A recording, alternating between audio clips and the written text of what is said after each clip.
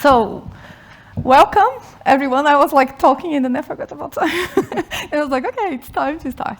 Welcome everyone. Thank you for staying with us all this time. And I know that some people may be already tired, but I hope we are going to get a good time here and you're going to have some good time and also have some fun.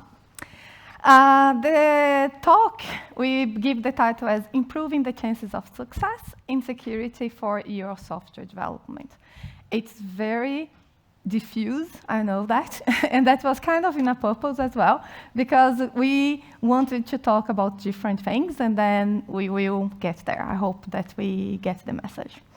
And my name is Daniela Cruzes, and I'm Espen.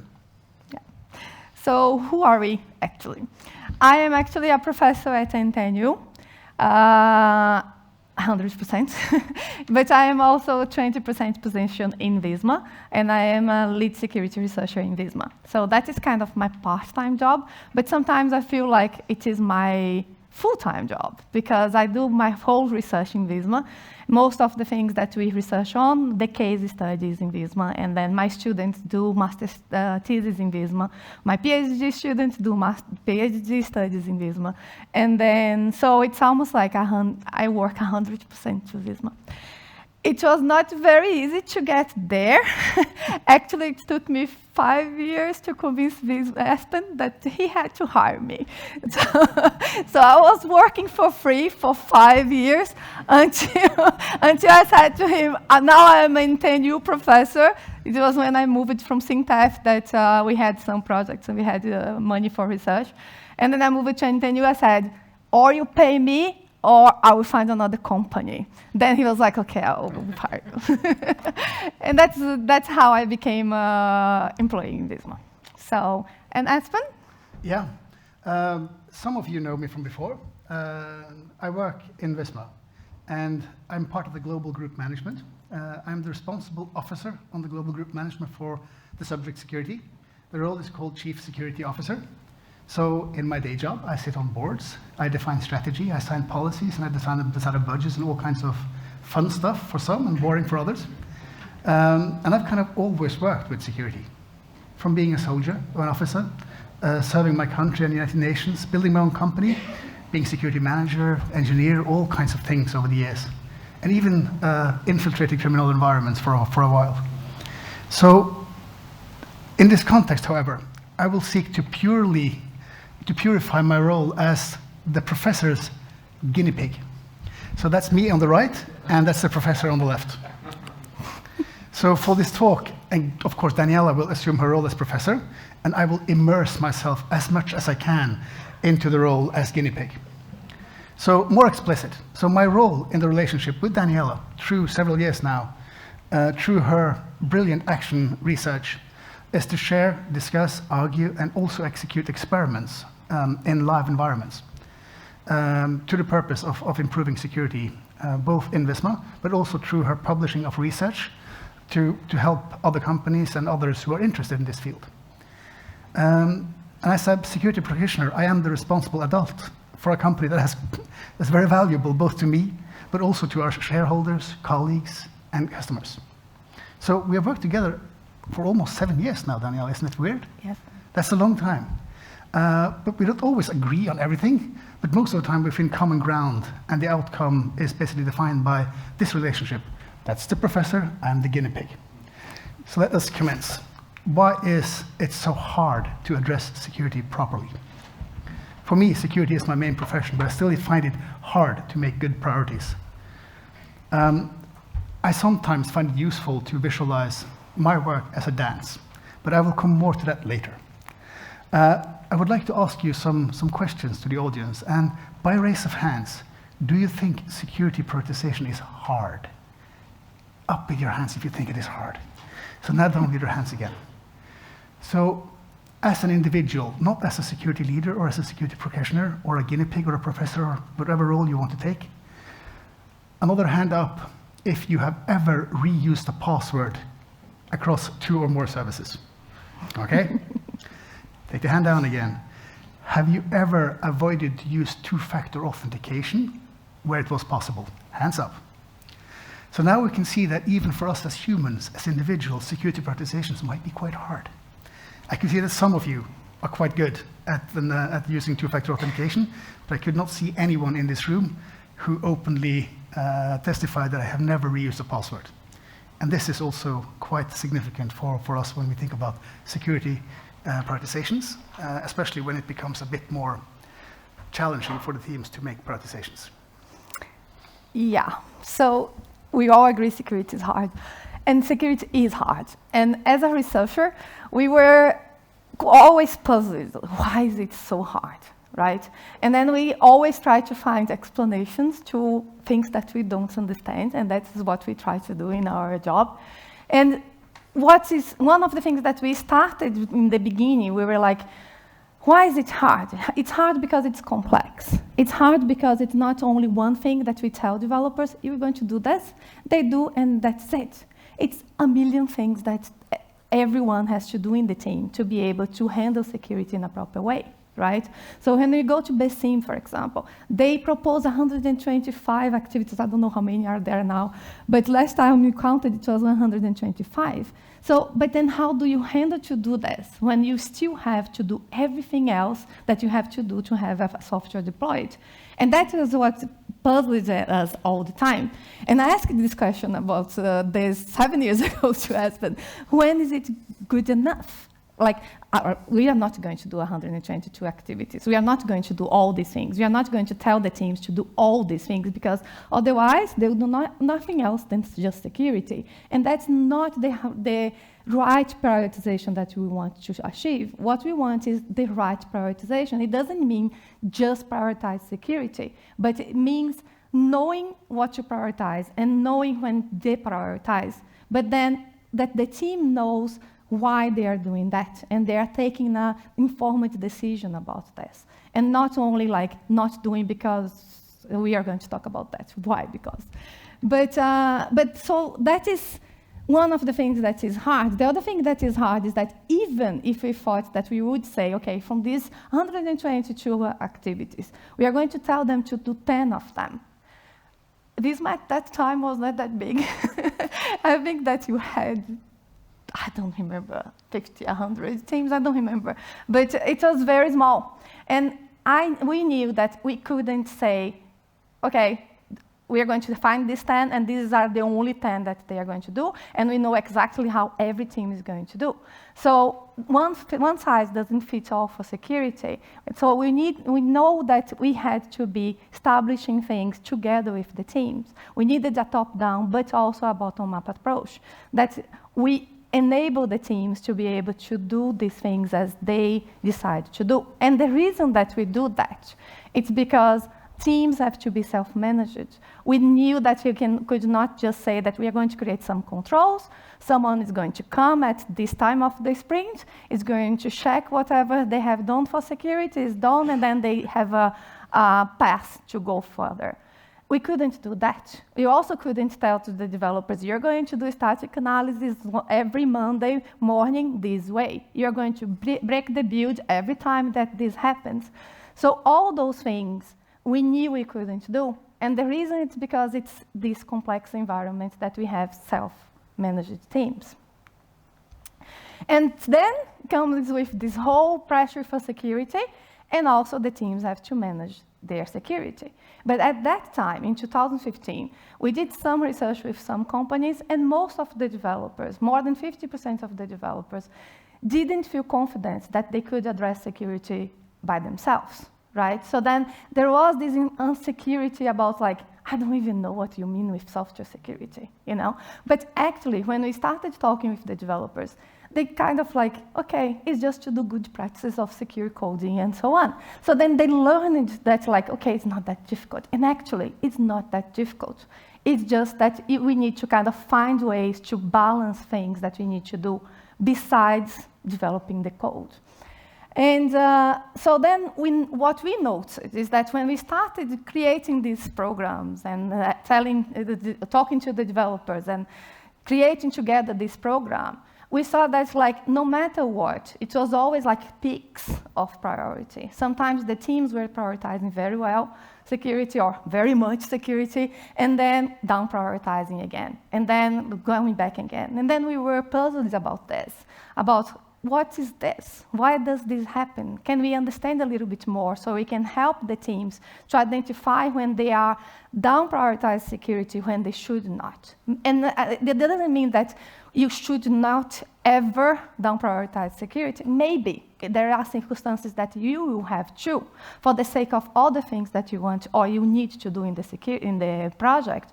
But that means that you know why you're doing this, you take a risk, and then you go further. And then you know also that you have to come back. So for us, it's always about informed decisions. And that's what we wanted to do in Visma as well. For that, I started a PhD. That is my PhD student defending the thesis in October 2022.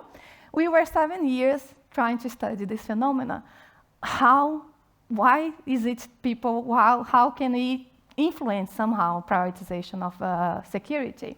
Then the last thing that we had done was a paper in which we created a theory in which we found some of the possible influences for security prioritization. That doesn't mean that there are not others. That doesn't mean that these are the only ones. That means that, like, for the teams that we have studied, this is what we have found, okay? This case, and I hope PhD was not in Visma, so that is an important thing to say. We studied the small and medium companies, and the main reason for that, it's because they really need to pay attention on where they spend money. And I always said Visma has too much money. No, not so. So they don't really worry that much about how much they are doing. No, but like, jokes aside, they have to think very well how much they're going to spend money, how that is going to impact. They don't have as many people to have a lack of like prioritizing whatever. So we needed to be sure that we studied very well this. And then for this presentation, what I thought, and I had to go again convince Espen that that was a good idea to do, was to see how we have done this and if this really applies to Visma as well. And that is what we are going to present today. So what are these influences? We found 5 big influences for the priority of security inside of the teams. One is driving force, and we are going to talk about each one of them and how it's materialized in Visma. Motivation, visibility, process match, and room for prioritization. So, driving force. What is the driving force? A driving force is someone who takes initiative and responsibility for making security happen.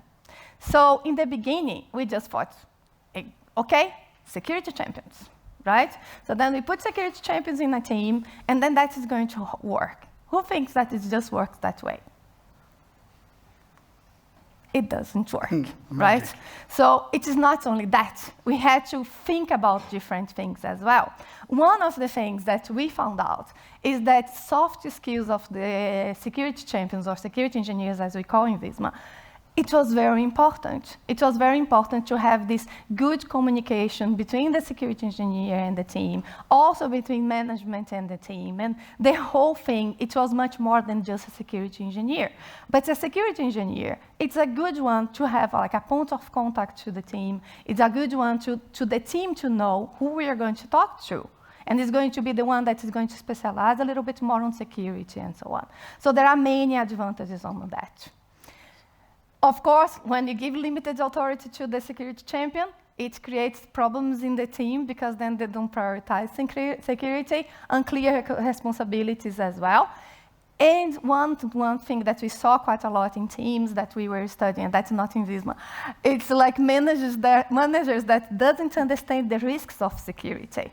They were just saying, no, you spend time for doing this, for testing more security, we don't have time for that. We have to release. And then the teams will say, like, we want to do it, but the manager just don't say that we can do it. So then how we can prioritize? And then they would deprioritize security. But in Visma. So in Visma, like the context, just to put you, for those of you who don't know Visma, so we have in about 300 self-managed companies, 700 plus development teams, and we buy approximately 1 company a week, just to put it into context. So we have a very large and diversified technology stack, and a wide network of both distributors and partners.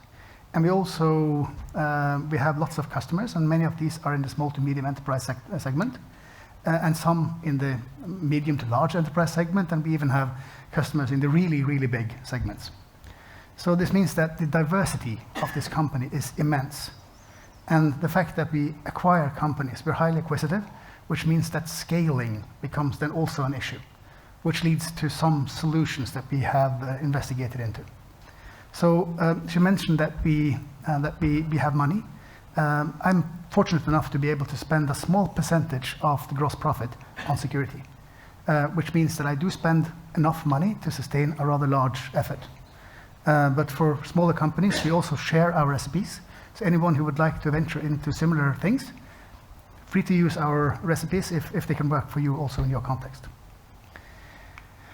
So how we have orchestrated this. So to orchestrate the driving forces, we decided to create what we call the security engineers. And this was then based on a Norwegian peculiarity. We don't like champions. It doesn't seem like it, because all of us grown up in Norway, we have been champions in Little League. And everybody, regardless if they lost or came middle or first, always were the champions. So the engineer title seemed to be more attractive, and it's also a choice from the developers that the security engineer title seemed to be the most relevant. And this has been quite successful in Visma. So at current, we do have approximately 500 security engineers spread over many teams. Some teams have one, some teams have more, and some teams have the security engineer in the same role as the other roles they have. So there's just a part of that person's role. So parts of the image behind you signifies that we have some who work with security full-time in Visma. Those work inside something called the Visma Security Program. I will tell you shortly about what that is later. But the bulk of security people in Visma works in the companies. And the companies are autonomous in Visma. And we want to keep them autonomous, because that is the way they work best. That's what we have learned over the years. And for those of you who have worked for Visma, you might associate with a specific company. You might not know. I think one person I met over there, he called it Big Visma, which was a part that I work in, which is not very tightly connected to the companies at all times. It is not. And it is by design, because we want the companies to be autonomous. So another fun fact is that we have multiple chief information security officers. We have multiple security directors, because that's by design. We want this autonomous nature of the companies. So the fluid structure also of Visma, we buy and we also sometimes sell companies. This means that we have to have lots of rigidity in the sharp end, which is the companies that we do own. So I've also put it upon myself to give some advice when I'm on stage. I know that the professor always wants to ask questions for people to ponder on, but I'm more practical, so I want to give advice. So if some of you are security leaders and you wonder how to recruit a security engineer, I will do one of the experiments that I've done over the years. And this is quite a fun one. So you have a group of developers, and you can imagine yourself as a group of developers. I would walk into the room and ask very loudly, who is the guru on security in this room? What happens then is that everybody will point at one person, and that person will look down. So the person who looks down is the one you would like to talk to, because that is the de facto security guru in that team. So when you identify them, you can work further on with them. Sometimes they volunteer, sometimes they have to be appointed, and sometimes they are elected by the teams. Just fun methods you can experiment with to find the actual security people that people listen to. And one of them is over here, by the way, Christian. I'll come back to him, be sure. I promised him no curveballs, but I will not hold that promise. I promise you that. So when we have assigned this one, we assigned roles. So these roles that we have described here is part of it. The ones on top is the roles that I need in order to coordinate the program. So we have program owner, service owner, asset owner, stuff like that. And underneath you have the security engineers, infrastructure engineers, managers, and data protection managers. And these are just descriptions of actions that we would expect, or kind of competencies that we would expect to have in teams. And some of them transcend their roles by 1,000,000 times. These are the bare minimums. And I think the opening salvo of the security engineer was that they should know the security program. They should be the experts on the security program. But at current, many of the security engineers are above and beyond that competency level, and we truly acknowledge that. So we have appointed lots of people, and then we have created some roles.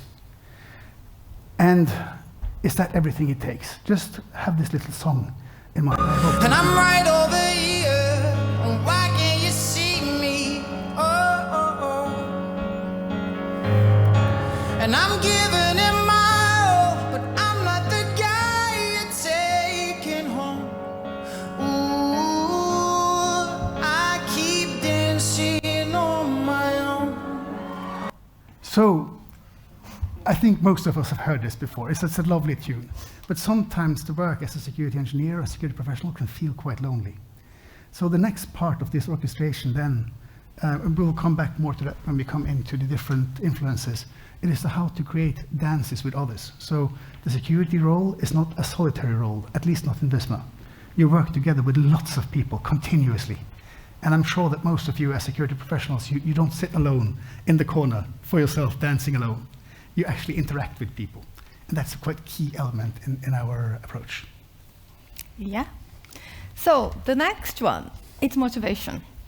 We found that motivated individuals have this willingness to focus on software security, as well as the aspects that causes that willingness. So, of course, like based on Agile, we have this principle that it's build projects around motivated individuals, give them the environment and support they need, and trust them to get the job done. So then that's something that we really tried to do in Visma, and we tried to do also with the other companies that we are, that is to create this environment and support. And that is not easy. And to trust them to do the job, that is also something that us as security professionals have really hard time, because we want to control everything that happens to make sure that we don't have problems.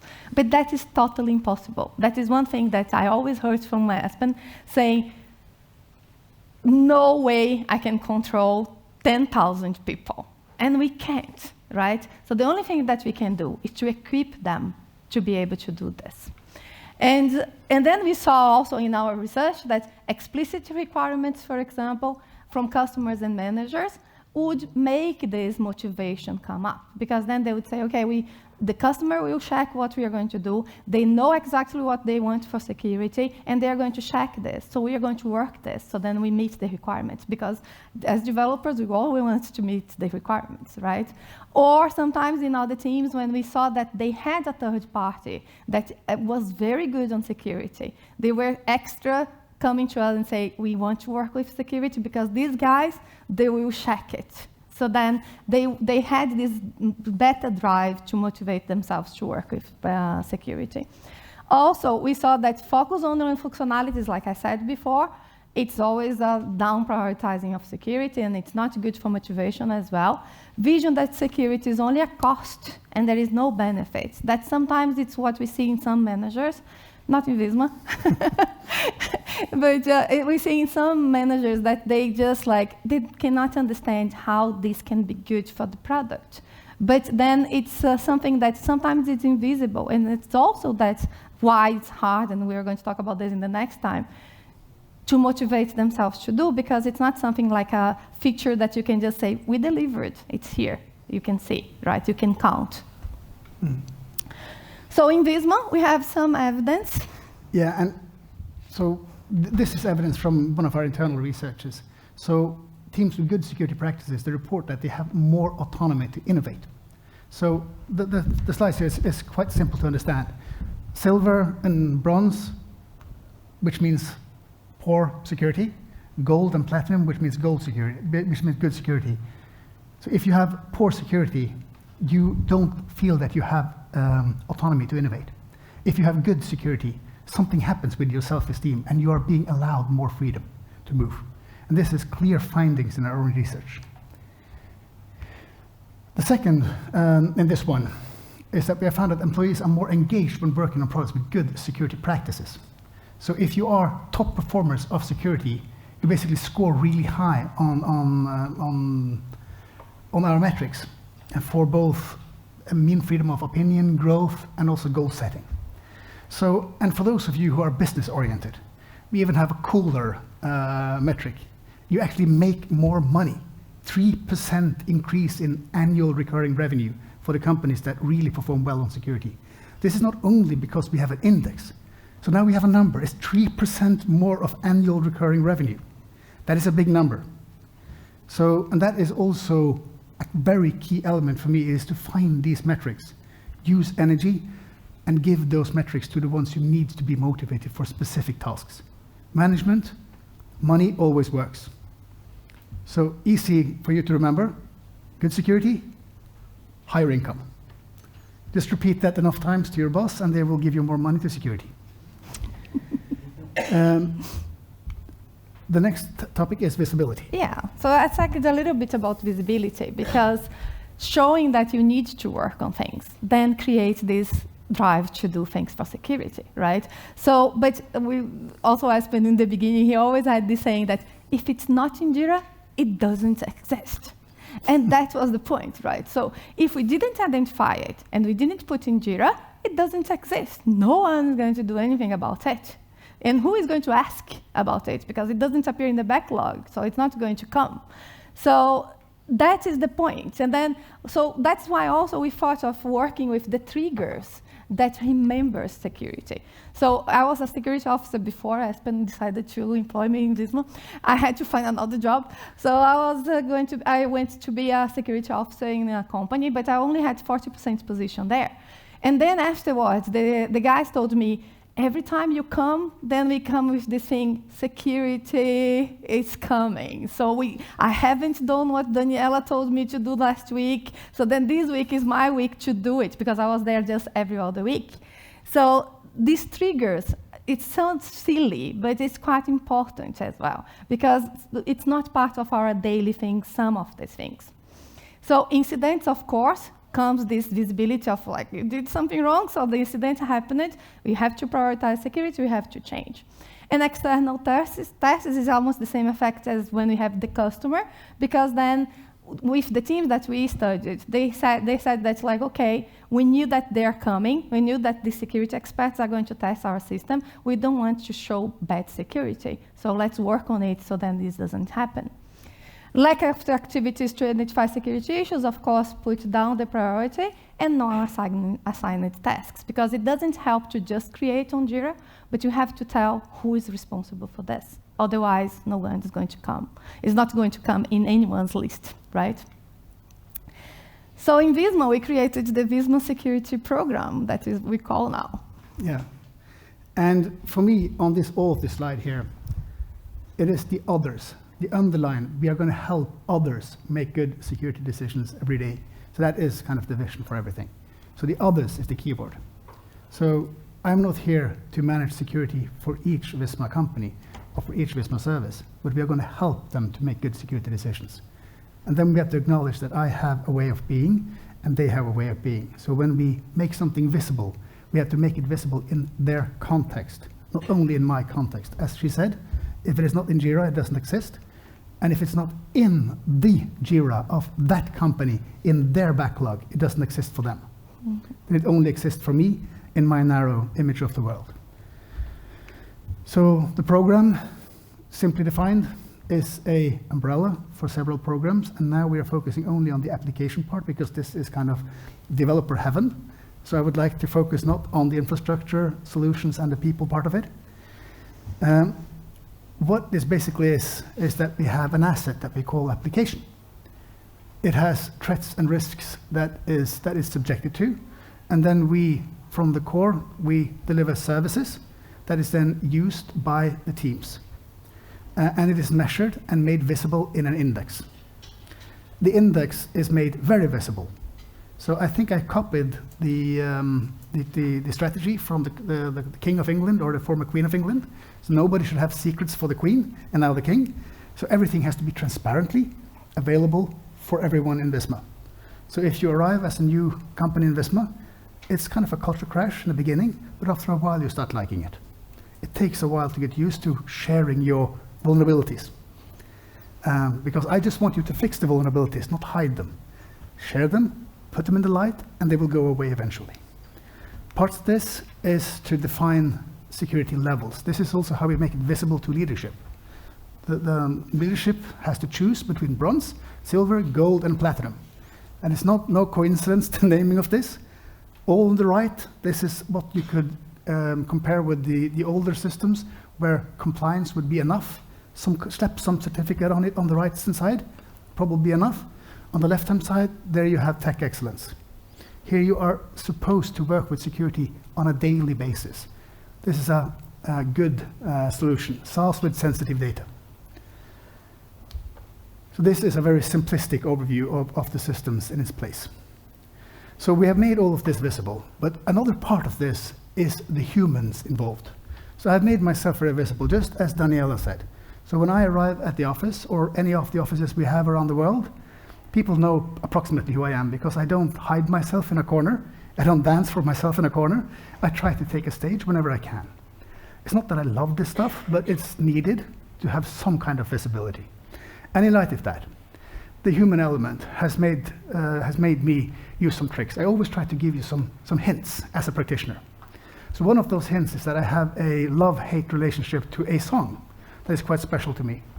And this comes from a small wager I have with a good colleague of me in the security industry, a guy called prioritization. Some of you might know him. He's called Mr. Password. So this is a simple tune. I load that picture, sorry, I just have to look away. So people know me and why I'm here. And I see security, good security, almost like artwork. So when I see teams managing for themselves, like many of the teams do, they stand up to all kinds of threat actors. They don't need too much help. Of course, they have us in the back. It helps them. I really admire that. But I also admire when threat actors attack with high precision and some delicacy and some finesse in their attacks. I just love it. It's like art for me. But however dislike, it is procrastination, brutality, simplicity in attacks. But most of all, I hate it when people only use passwords to attack. That is just too simple. So much that I have this wager with prioritization that I have to play this song every time someone anywhere in the world uses a password as part of the attack. And he has to play Shaggy with, it wasn't me, if it was something more subtle and refined. Sadly, that has led me to hate this song immensely and made me promise to do this and listen to this one more time in front of you. So sorry about that. This means that by identifying me so closely with this song and passwords, I now know that my kids, when they play this song, they think about passwords at home because they have seen me being sad. And I also know that this song has been the element of some discussions in Visma. Some also associate this with good passwords. So I feel pride when I hear Christian over here identify as Mr. 2FA. Even more pride when I see that he buys a license plate that it says use 2FA or bruk 2FA. That is total commitment to the cause. I just love it. I simply love it. So for me, it's artwork. When security is done well, it resonates. Yeah. So the next step that we saw, it's process match.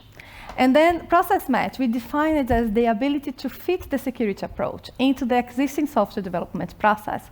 Then I think I contradict myself, right? Because I said that one size doesn't fit all. And it doesn't. But it means that but the team themselves needs to fit to their needs. So in fact, in Visma, for each one of the teams, we have one totally different security program. So for each one of the teams, it means different things. Some teams are running, for example, static analysis tools once a week. Some teams are running once a month. Some teams are running every 3 months. That should not do, but they do. But each team, we try to build in a way that these services, we would say, for example, use static analysis tools, but we would not say how they have to do. Of course, we talk to them about different things that seems to be good practice for security, but we don't force them to do in a specific way. So we tried, and I hope that the ones that are here from Triple Tax can say that that is true, that they have this autonomy to choose how they are going to really handle that. The other example is, for example, threat modeling. Threat modeling, we at least advise that they should do once a year. But many teams decide to do much more often, depending on what's happening in their software, right? So then if they're adding new functionalities, or if they're going from on-prem to cloud, for example, they do much more often, you know, than once a year. But at least once a year, it's what we recommend them to do. And of course, we help them and we support them on doing these analyses as well. So in this process match, like I said, autonomy of the teams deciding how to implement the security services is very much key. So you see that we always say about autonomy, because that is really something that it's very important for the teams to be able to do security the way that they understand and that it's important to do. And the way that the right prioritization of security, only the team can tell. We cannot tell to them. Knowledge in security and how things can be done, we noticed that, like, if the teams don't know, for example, we had many teams that procrastinated so long to do threat modeling, and then they came to me, we started with a new approach for doing threat modeling, and then they came to me, and then we explained it, and then we did once. After we did once, they said, that is it? I thought that I couldn't do it by myself. I said, of course you can. So after that, they know already what it takes, how much knowledge it takes, how long does it take, what they can get out of it. So then they are able to prioritize and identify when they have to do it again. And many has done, right? But when it's only seen as an add-on, compliance comes over, and then people don't want to do, everyone procrastinates, and nothing happens. And tools, if they are not part of the build, that is also a hinder for prioritization, because you have to go out of your way to do something, like we have with the threat modeling, because the threat modeling is not something that you do every day, so you have to go out of your way to think of when to do it. Then in Visma, what we have decided to do? I've talked about the asset-specific protection program, so here you have this in itself. Now we're talking about process match. So process match is, for me, it's really art form. I acknowledge that every company is different. They have different ways of working. So I have this is my tool chest. And it's an expensive and it's a big tool chest, but yes, it is my tool chest. So I have to adapt this to the realities of everyone. So first and foremost, starting with the security engineer himself or herself. I prefer the insider or the native. I don't like the implant. So one strategy is to create a security engineer and place them inside the team. That would be an implant. That doesn't work. We have tried it. It doesn't work. The best thing is to get someone to volunteer, someone that is native to the community that you want to secure. So you have to find the right people, or they have to be selected by their peers. Based on this knowledge of self and knowledge of others, the process match then became apparent for us to start from the bottom up. So we believe in guidance is better than controls, testing is better than audits, and transparency is better than certification. And this is quite profound statements. This is how we actually believe. This is our belief system in VSP and what we stand for. So the security program is not about reporting to group, but about hardening the security posture of every service we do have. That means it has to be different for each company, each team. So therefore, the autonomy is critical. So when I go back to this with making it fit the local context, let me do it the diametrical difference. So get the certification with changing only one policy. That was our big, hairy goal you and me set some years ago. So we have this process, and we wanted to see, could we do it? Because every time we write a policy, that basically means that we instrument some words on a piece of paper that indicate that we need to change something to align with this paper. So we didn't want to do that. So we took 27001, which was a worthy challenge, and we only looked at the data that this ecosystem produced. So we took that data and we translated that in the context of ISO 27001. And guess what? It works. We have one policy. It is 4 lines. Those 4 lines says, use the services and do well. And it works. You can actually do this the other way around also. It's just adapting, knowing your system well enough, and then using the data to drive the system. The final point on our agenda today, and now I know that time is becoming an issue for us. I just checked, but we are good in time. So the room for prioritization. So it doesn't help to just tell people, this is what you have to do, then this is how you do it, and so on, if we don't prioritize it with time, budget, and competence. So competence, we talked quite a lot here already, that it's very important for everything that we do. But time and budget are also very big, can be very big the drivers, but can also be very big hinders for security prioritization. Many times the team said, we wanted to do, but then it was the end of the sprint, we couldn't do anymore. So there was not a prioritization of time. You didn't think about the time to do it, right? So budget is the same. There was no budget to do. We didn't have money to pay for that license, or we didn't have money to get a external security tester to come. That's because you didn't think before that you would need to do that, right? So if you don't put these things in place, it's not possible to act. So dedicated budgets and roles for security, like we have talked about this, the whole presentation, with having security experts, we have security people, with budgeting for tools, for budgeting for time and everything else, it's very important. Otherwise, it's not going to happen. Good security awareness and competence, that we talked a lot about that. Time pressure around the product just makes it not happen. Security is not going to happen if you have too much time pressure. And we saw in many cases when they had fixed contracts, especially when the customer was not clear on the explicit security requirements, it was very, very hard to fit that in because it was not explicit. It was not something that the customer was going to test. So then how do we justify that, okay, it took longer because we did extra security here. It's a very secure software in the end, but we were not going to do the contract with like the time. So is it okay? Can we get a release because of that? That doesn't happen. But what I always say to the developers is that nowadays, the customers are not going to explicitly say everything that they have to do, that you have to do. They just assume that what they bought from you is going to be secure, okay? And if you deliver that's not secure, you're not going to go back to your customer and say, you didn't say that it had to be secure, right? So, but it has to be secure. And you have to think about this upfront. And someone, in the beginning of a project, if there are not explicit requirements, have to say, we have to do this, and it's going to take longer than what you think because we have to do these extra checks, right?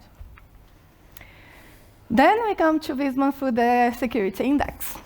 Yeah, this is, for some of you, it's known territory. It's an internal tool used to measure the life status of product in various areas, such as security, UX, PCD, and more architecture and technology, and other elements. And it allows for strengths and weaknesses to be identified over time for each product, and it's used to prioritize development in terms of security and data. That is the very short explanation of this, but in very condensed, the managing director or the CEO of that company selects the target tier. So what this means, it just means the risk appetite of that company is then being defined.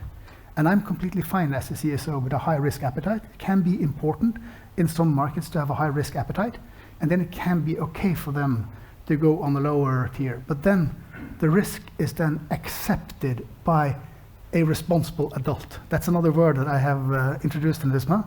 So the responsible adult in a company is the one with enough shares so that it really, really hurts if it goes bad. And those responsible adults, they tend to be more risk averse. That's a very good control. It's a good tip for you security professionals. Find the responsible adult in the room. And I use number of shares as the defining feature. So we gauge security performance. So now I will abstract this up to a top level. I use this to coach the board and the chair of the board. Like, if you spend 8% only on R&D, then you will not be able to sustain a high security level because you don't have enough people. You simply don't have enough people. 92% is used on something else. If you use 15 to 18%, you are far better off. So what are the thresholds for that specific market? If I use this for the individual developer, the requirements are quite clear, and the advice from the experts are clearly stated. Should you do tests? Hell yes. Should you do a triage? Yes. Should you do it fast? Yes. Should you fix it? Yes. And then iterate, to be very simplified. But the distance in time between a detected vulnerability and when a fix is pushed to production is, for me, actually a way I can measure the skill sets of a managing director. So if I were to measure, for instance, let's take a company name that we have, let's say Dinero, one of the companies we have in Denmark. Their distance in time between a detected vulnerability and push to production can be measured in hours.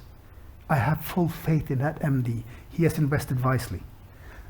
If I were to name another company, I wouldn't of course name them from stage, but if their time between detected vulnerability and fix to production is measured in months, then I might want to talk to the guy who handles M&A. We have something we would like to sell. Or an MD that needs to change jobs. That is part of that job on top level. But this is primarily a tool for the teams to measure themselves and to gain knowledge of how they perform against the expectations. And I'm proud to say that the key element in this is the guilds. We haven't talked about them, we forgot to mention them, because in the guilds we group together the security engineers, we group together peers, and they define for us these tiers. It is actually a peer review of all of this that is continuous. And believe you me, they are fierce if we do something wrong. So I love that stuff, because I want the security experts in the company, which is the ones in the teams, to be able to define how they would like to be measured. And what gives me even more pride is when they share this with their customers. I love that. That is one of the coolest things ever, when I see that some developer or some kind of manager has been in front of a customer, shown their security index with pride. And yeah, it almost makes me weep. So I become a bit emotional when I talk about that. But this is good stuff. So then we're back to you, Daniela, for the that's wrap-up. actually my last slide. So the influences that we saw are these ones. Do we know if this is the bullet silver for security prioritization? No. But it seems to help. It seems to work. And when we talk about things, it seems that everything's a success. All the 700 teams, I never know how to count. 700 teams are success, and they do everything right, and we have done everything right. The whole program is perfect. It's not. So when we talk, of course, we talk about the good cases, the things that works. But there are still ups and downs. There are still things that we don't understand about the prioritization. It seems that these things that we are talking here, it is working for the teams that really follows. But we may be just overreading as well the results, right? So it is something that we think that can work, and then if you see of these things in your team, you can understand why you are not doing security. At least it is going to help. It's a tool to help the teams to identify why are we be able to follow up with the security things, right? So that is our hypothesis, and that seems to be working, and that's what we are trying to do in Visma. But then Visma. My final slide. So I promised that I would share some tricks from a security practitioner with some experience. So to summarize my work, visualize your job as a form of dance. This is a very intricate dance movement. This is more or less the job. So the dance is a kind of a continuous and fluid process of relating, scouting, persuading, and empowering, as illustrated in this figure. And the dance implies that I never dance alone. I always try to find a good dance partner. It can be a chairman, it can be an investor, it can be a customer, it can be a security engineer, it can be a developer. So all of this is interaction between people. It doesn't have to happen face to face. It can happen on Slack, in Jira, anywhere. But this dance is what creates this moving forward. I've also learned a lot from working with Daniela. So one of them is that I cannot make a list and presume that people will follow the list. I have to work with people individually, continuously. So this is a job that never stops, and I love this job. And I hope that what we have shared today is of some inspiration. All of our templates are openly available. The research is also shared. And we also shared lots of other research about Visma. Yeah. So if you want to have any contact, we will drop our contact details after this. And I'm sure that the professor will agree that the guinea pig has done well today. Have I not? Is it okay? Thank you. Okay, thank you.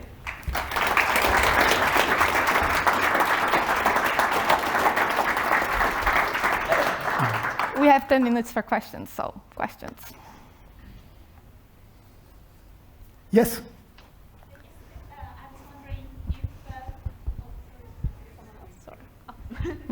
Sorry. Yeah. I was wondering if nobody on a team wants to be the security engineer, and what do you do then? Do you go to the team and say you have to appoint someone, or do you wait until someone volunteers? I think one of those tricks I mentioned early is because sometimes you do have a de facto organization in place already. Very rarely have I seen a group where there is not a person in the team who is the best on security. They normally have some. But if they don't have some, it can also happen they don't have some, then I would ask the team manager to, could you please hire one? We try to coach and advise. And in some cases we have appointed, but it doesn't always work. We have learned that. If you do a strict appointment, then some things it's easier if they would like to do it. If they don't want to do it, some of them are power greedy and it doesn't work that way. So we just want someone who works well inside the team. Yeah, and also in the beginning of the program, I was quite opposed of this approach. To be honest, I always told Espen, you cannot just appoint that people have to want to do it. But actually, after 4 or 5 years, last year we did a research with a master student that we were asking and understanding a little bit more of this appointing or volunteering thing, if that was harmful or not. And actually, we didn't see difference in terms of motivation to work and also how they thrived afterwards, and they learned also a lot. Sometimes people don't want to volunteer because they are afraid of the work, right? Or they are afraid also of being the responsibles for security, and that scares people many times. So if we work in a way that, like, we always talk about this in Visma, if we have a problem in the end, if we have an incident that we cannot handle, it's not the problem of the security engineer, it's everyone failed. Right? So it's a work that everyone has to do to be able to handle security. Yeah. So it's not bad. It's a damn good question, and sometimes people just want to be asked. Yeah. It's kind of like, would you like to dance? And then someone has to answer yes or no to that question. So someone wants to be the security engineer, and someone, nah, not for me. They just want to sit in the corner, dancing for themselves. More questions? Yeah, over there.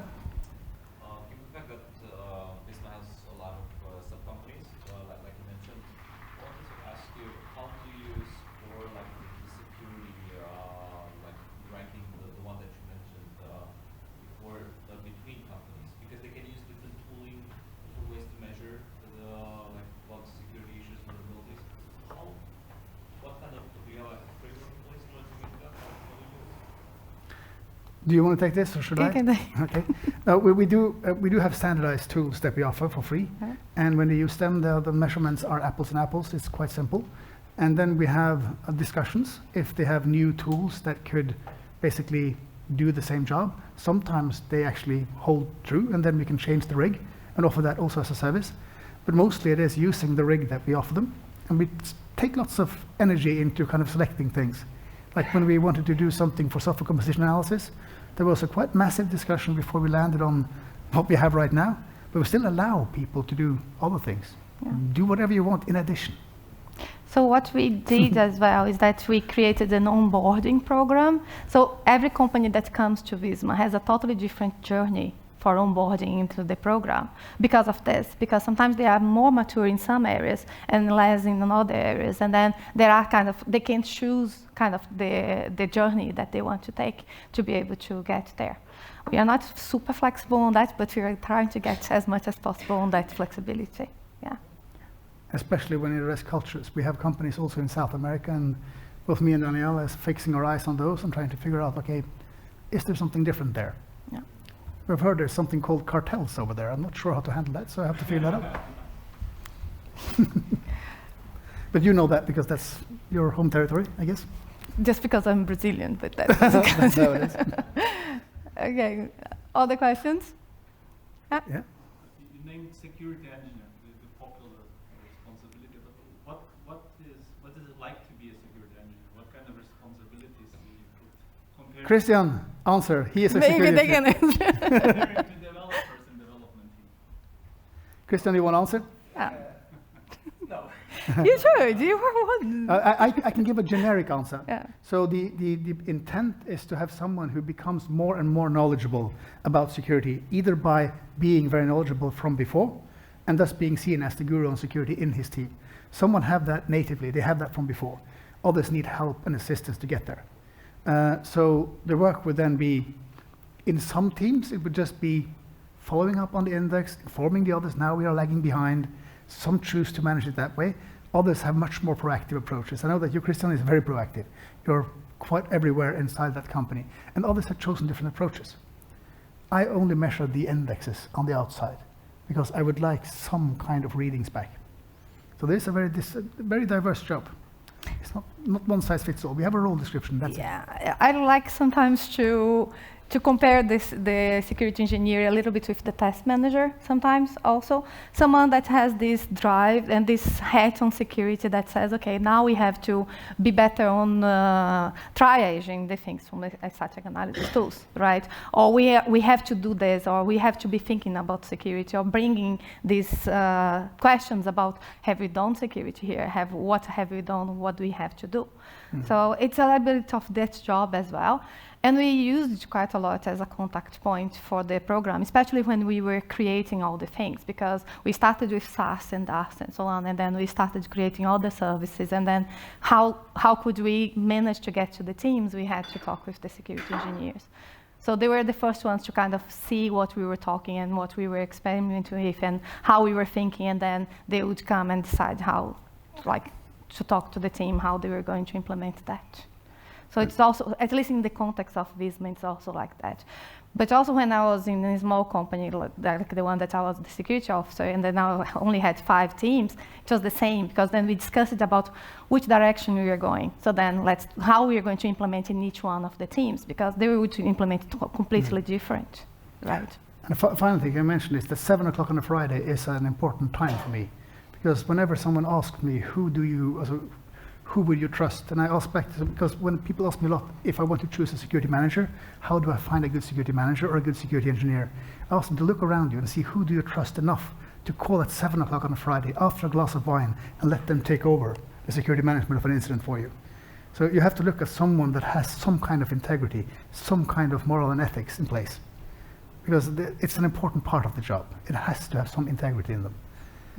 And I think we don't have, I think maybe there are outriggers out there, but all security engineers that I have met in Visma, they have been quite strong in moral and ethics. They know what they want, and they are quite strong in that field. Yeah? You mentioned there are 2 cases in the security engineers.